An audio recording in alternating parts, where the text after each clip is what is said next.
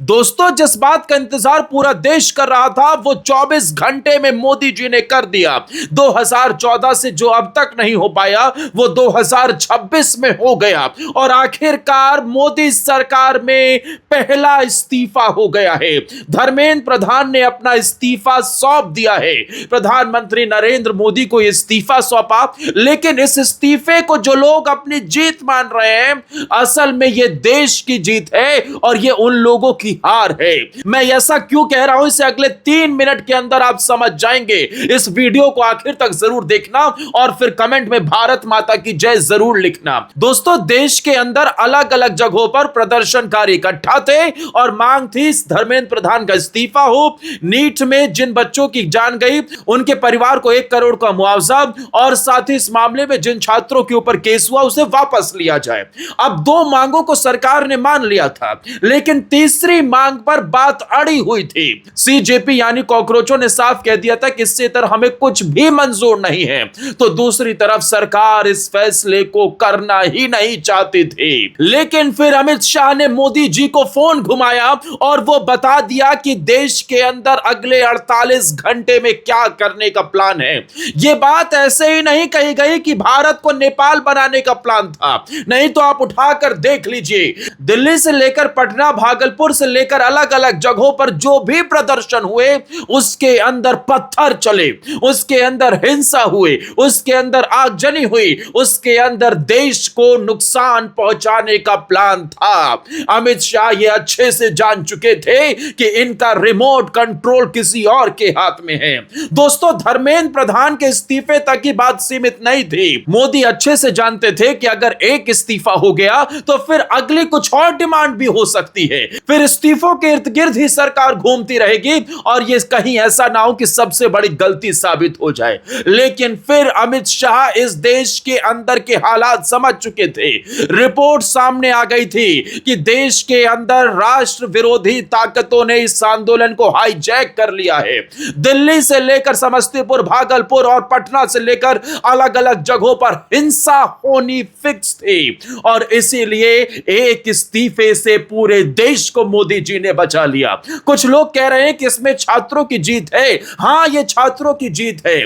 धर्मेंद्र प्रधान के इस्तीफे की डिमांड थी और वो हो भी गई है। और धर्मेंद्र प्रधान का इस्तीफा क्या इस बात का संदेश है कि चाहे पंजाब में पेपर लीक हो तो शिक्षा मंत्री का इस्तीफा लो, अगर कर्नाटक के अंदर पेपर लीक हो तो वहां के शिक्षा मंत्री का इस्तीफा लो, अगर केरल के अंदर, तमिलनाडु के अंदर, देश के उन राज्यों में, हिमाचल से लेकर बाकी राज्य जहां पेपर लीक हुए वहां भी इस्तीफे क्या नहीं होने चाहिए? अब तो नैतिक जिम्मेदारी बनती है ना, आइए सामने और देकर दिखाइए इस्तीफा, तब माना जाए कि आप लोग सिर्फ सियासत नहीं कर रहे थे, आप लोग इसमें सच में कुछ ढूंढ रहे थे। लेकिन धर्मेंद्र प्रधान ने भी अपने इस्तीफे में बड़ी बात कही है, उसे आपको समझ लेना चाहिए। उन्होंने कहा कि मैं इस्तीफा देश को बचाने के लिए दे रहा हूं। उनका संदेश साफ था, इशारों में ही उन्होंने कह दिया कि इस आंदोलन के अंदर राष्ट्र विरोधी ताकतों की एंट्री हो गई थी और वो देश के अंदर किसी बड़े प्लानिंग के तहत काम कर रहे थे।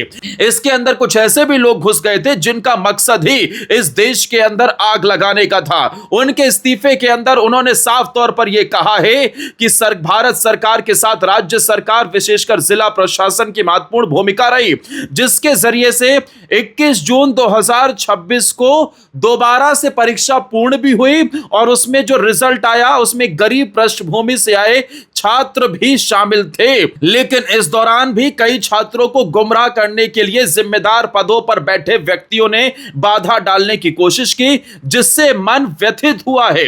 इसके अलावा उन्होंने कहा कि पेपर लीक हुआ और पेपर लीक के बाद हमारी प्राथमिकता थी कि कैसे दोबारा सबसे पहले पेपर कराया जाए, उन बच्चों का 1 साल बर्बाद नहीं होना चाहिए। मोदी जी ने भी यही कहा, प्राथमिकता यह थी कि बच्चों का 1 साल ना बर्बाद हो, उन्हें दोबारा से जल्द एग्जाम कराया जाए और इसमें बच्चे पास हुए और उनकी फिर आगे की प्रक्रिया भी बढ़ गई है। साथ ही धर्मेंद्र प्रधान ने यह भी कहा है कि मैं सदैव हमारे प्रजातंत्र की शक्ति में अटूट विश्वास रखने वाला हूं और युवाओं की आकांक्षाओं, सपनों और अपेक्षाओं का गहरा सम्मान करता आया हूं। वे केवल भारत का भविष्य नहीं बल्कि एक नए और विकसित भारत के वाहक, निर्माता और भविष्य के शिल्पकार भी हैं। साथ ही उन्होंने यह भी कहा कि भारत की युवा शक्ति ही इस देश की असली ताकत है।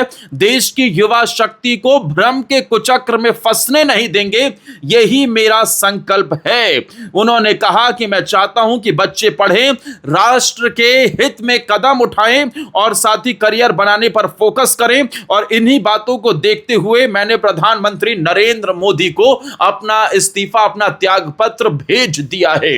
दोस्तों, देश की सरकार और खुद मोदी जी और अमित शाह ये मान चुके थे, इस आंदोलन के अंदर कुछ ऐसे लोगों की एंट्री हो गई है जो इस देश को जलाने का प्रयास कर रहे थे। मैं आपको बताता हूं, जैसा बांग्लादेश के अंदर हुआ, जैसा नेपाल के अंदर हुआ, मलेशिया से लेकर मालदीव में हुआ और दुनिया के कई दूसरे देशों में हुआ, साउथ एशिया पूरी तरीके से अस्थिर है। ऐसे में भारत के ऊपर भी संकट बड़ा था। एक ऐसा मसला अब मोदी सरकार के गले की फांस बन चुका था और मोदी जी अच्छे से जानते थे कि इन युवाओं के भेष में छिपे ऐसे लोगों को पहचानना बहुत मुश्किल है। इनका तो इलाज हो जाएगा, आज नहीं तो कल ये पटरी पर आ जाएंगे, लेकिन सबसे पहले जरूरत थी इस मसले को सुलझाना। दोस्तों, 2014 के बाद ये पहला इस्तीफा जरूर है, लेकिन इससे पहले भी प्रधानमंत्री नरेंद्र मोदी ने एक और बार इस देश के हित के लिए बड़ा कदम उठाया था। जब दिल्ली पूरी तरीके से जाम हो चुकी थी, दिल्ली, हरियाणा और उत्तर प्रदेश के अंदर बॉर्डर सील एक तरीके से हो चुके थे, आने जाने के रास्ते बंद हो चुके थे, देश को डेली करोड़ों के राजस्व का नुकसान हो रहा था, एक तरीके से दिल्ली को कैद कर लिया गया था। तब प्रधानमंत्री नरेंद्र मोदी ने किसान आंदोलन को लेकर भी सबसे बड़ा फैसला किया था और अपने वो 3 कानून वापस लिए थे।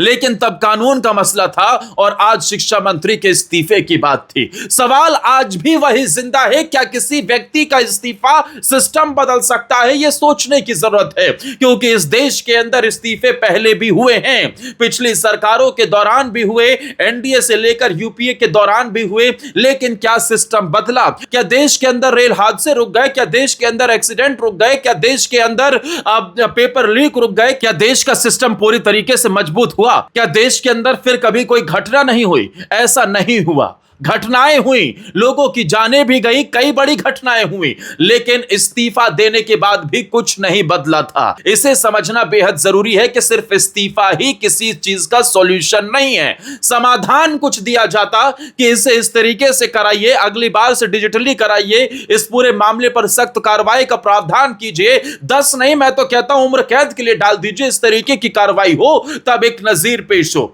लेकिन नहीं, किसी के पास कोई भी समाधान नहीं था, सिर्फ इस्तीफे की मांग पर अड़े हुए थे। मैं आपको फिर कहूंगा, मोदी जी ने अपने सबसे लाडले की कुर्बानी इसलिए नहीं दी कि उनकी कार्य क्षमता पर उन्हें शक था, लेकिन धर्मेंद्र प्रधान ने यह इस्तीफा इसलिए दिया क्योंकि देश को जलने से बचाना था, देश को अगला नेपाल बनने नहीं देना था, हिंदुस्तान को आगे बढ़ाना था, हिंदुस्तान को पीछे धकेलना नहीं था, और इसीलिए यह पूरा फैसला लिया गया है। अब इस पर आपकी क्या राय है, कमेंट सेक्शन में जरूर बताइएगा। धर्मेंद्र प्रधान के इस्तीफे को लेकर आप क्या कहते हैं, अपनी राय कमेंट सेक्शन में देते हुए इस वीडियो को ज्यादा से ज्यादा शेयर करना। जय हिंद, वंदे मातरम।